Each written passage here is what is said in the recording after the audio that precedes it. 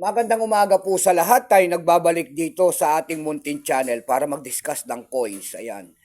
Kung magkano ng kanyang presyo. Hilig natin mangulikta ng barya. Kaya tayo nandito nagsisailing ng kanilang mga halaga para malaman natin ang tunay na presyo po. Ayan. Ang pag-usapan natin barya, ito po ay barya po ng Australia. Ayan. $1 din po, barya po ng Australia. Ayan. Year 1984. Ayan. Tingnan natin ang kanyang presyo kung magkano na ang kanyang halaga. Ayan. Sa ating mga online selling. Pero bago yan, tayo magpapasalamat muna sa lahat ng tagapagsubaybay dito sa ating Munting Channel. Lalo-lalo na ang ating mga subscriber dyan. Thank you so much sa inyong lahat. Mabuhay po kayo and God bless. Maraming salamat din po sa nanonood doon sa ating FB page. Ayan, lahat po na nakapalo sa aking FB page. Thank you so much. Lalo-lalo na yung mga nagsisin ng star dyan. Thank you po. Mabuhay po kayo and God bless.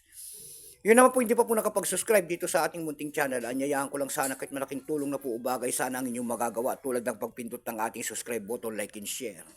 Para ma-update ko naman kayo sa mga bago ko pang mga ilalabas na video po. Ayan, about coins po. Tingnan natin ang kanyang presyo kung magkano ng kanyang halaga sa ating mga online selling. Pero bago yan, kilalanin mo muna natin siya. Issue po nito ay Australia, period po, Queen Elizabeth II, 1952 hanggang 2022. Value nito, standard circulation coins years, 1984, ayan. Currency nito, dollar, 1966 up to date po. Composition niyan ay aluminum bronze, may bigat lamang itong 9 grams. May haba naman itong 25mm, may kapal po naman itong 2.5mm hugis po. Bilog orientation ay middle alignment. Number M-2288, reference number KM-77, ayan. Itong year 1984 na ito ay limang klase pong variety ang ginilabas. Pero itong hawak natin, ito po ay 1984 circulation, kung tawagin nila. Ito po ay 97%. Kung ilang piraso naman ang ginawa ng Australia sa barya na ito, ito po ay 185,985,000 piraso po. May price na rin po ito doon sa ating numista.com kung tawagin nila ng ating mga kolektor.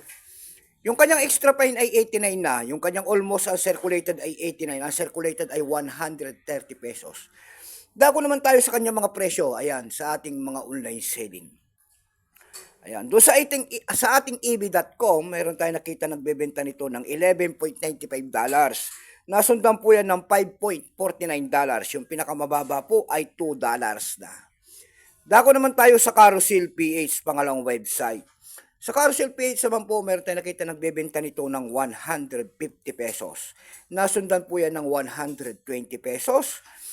And then, nakita pa tayo doon ng nagbebenta nito ng 65 pesos. Yung pinakamababa po doon ay 50 pesos na ang bintahan. Ayan lamang po ang ating may babaging kanyang presyo. Keep safe po sa lahat and God bless.